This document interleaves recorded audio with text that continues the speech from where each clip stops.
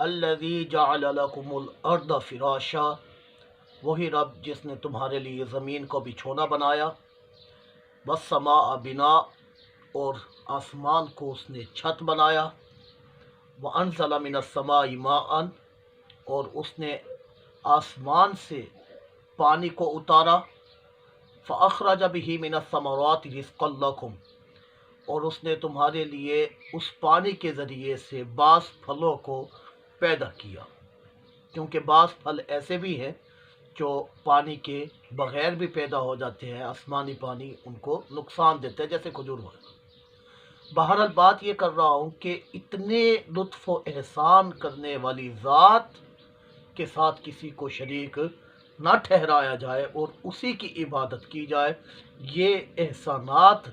ہم سے تقاضا کر رہے ہیں۔ یہی بات خالق کائنات نے بھی فرمائی، فَلَا تَجْعَلُوا لِلَّهِ اندادا، کہ تم اللہ کے ساتھ کسی کو بھی شریک نہ ٹھہراؤ، وَأَنْتُمْ تَعْلَمُونَ، حالانکہ تم جانتے ہو کہ یہ نظام کائنات جو چل رہا ہے یہ اس بات کی طرف اشارہ کرتا ہے کہ اس کے ساتھ اس کی ذات میں، اس کی صفات میں کوئی بھی اس کا ہمسر، ساجھی، حصہ دار نہیں ہے، کیونکہ یہ سورج کا نکلنا، رات کا آنا، دن کا چلے جانا، اور ہواؤں کا چلنا، بادلوں کا بارش برسانا وغیرہ، یہ جتنی بھی چیزیں ہیں یہ ایک منظم اور ایک ترتیب سے واقع ہو رہی ہیں، جو اس بات پر دلیل بنتی ہیں کہ اللہ وحدہ لا شریک ہی ہے کہ جو اس نظام کو چلا رہا ہے۔ یہاں پر یہ بات بھی ہمیں یاد رکھنی چاہیے کہ جہاں اللہ کی عبادت ہوگی تو وہاں کسی اور کی اطاعت اور فرما برداری جائز نہ ہوگی۔ بعض لوگ جو ہے وہ وساوس کا شکار ہو کر یہ کہہ دیتے ہیں کہ یہ مزارات پر جاتے ہیں اور یہ شرک کرتے ہیں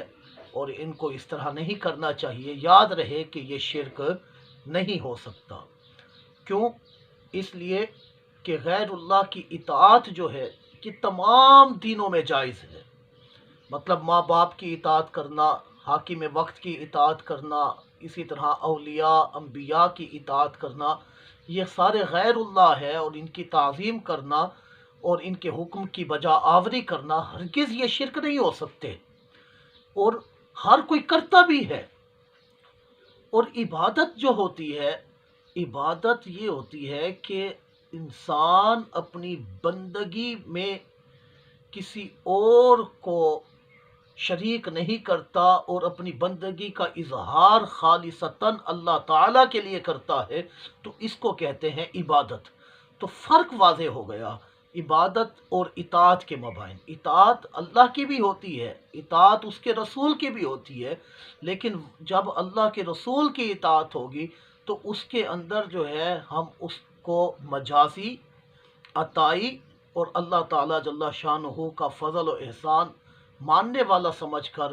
ہم ان کی اطاعت اور اس کے حکم کی بجا آوری کریں گے اور ان کی تعظیم اپنے دل کے اندر کریں گے، یہ ہوگی اطاعت۔ تو اس سے ہرگز یہ ثابت نہیں ہوتا کہ اگر ہم ان کی اطاعت کریں گے تو یہ شرک ہو جائے گا، نہیں، بلکہ قرآن تو ہمیں یہ حکم دیتا ہے کہ تم جو ہے رسول اللہ کی اطاعت کرتے ہو تو تم کامیاب ہو جاتے ہو، فقد فاز فوزا عظیما، قرآن کہتا ہے کہ پھر تو وہ بڑی کامیابی ہے کہ جو اللہ کی رسول کی اطاعت کرنے میں کامیاب ہو گیا۔ بہرحال کہنا یہ چاہتا ہوں، کسی کو غیر مستقل، مجازی، عطائی حاکم مان کر خود کو اس کا ماتحت سمجھ کر فرما برداری کرنا یہ عبادت نہیں ہو سکتا، اور کسی کو اپنا مستقل اور ذاتی حاکم مان کر خود کو اس کا بندہ سمجھ کر اس کی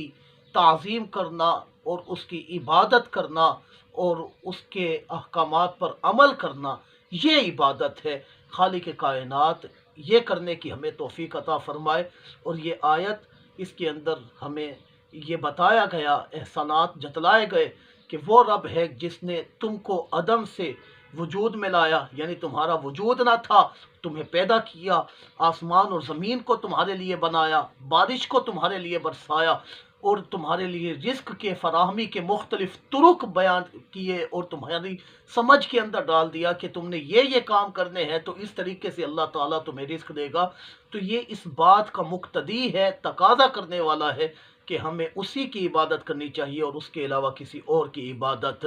ہرگز نہیں کرنی چاہیے۔ اللہ ہمیں ہمیشہ اپنا عبادت گزار بندوں میں شامل فرمائے۔